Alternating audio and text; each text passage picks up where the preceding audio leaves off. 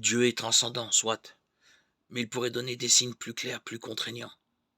Si Dieu donnait des signes univoques de sa pleine puissance, nous nous soumettrions à lui dans un rapport de force et non dans un rapport d'amour.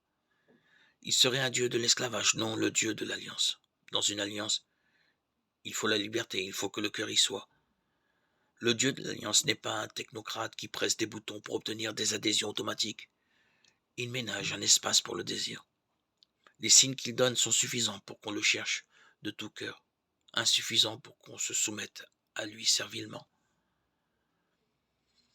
Il y a assez de lumière pour ceux qui veulent voir. Mais en se cachant, Dieu fait encore plus. Il offre le mode de manifestation qui suscite un amour plus grand. Car il y a parfois des moments d'obscurité immense, quand, frappé par le malheur, on n'y comprend plus rien.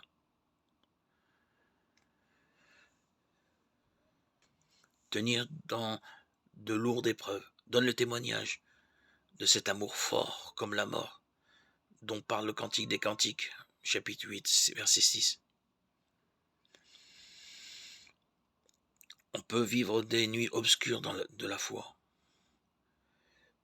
mais en portant nos regards toujours vers le Seigneur et aimer quand tout est clair, c'est facile. L'amour qui rend témoignage alors qu'on est sur la croix, cela vaut beaucoup plus loin.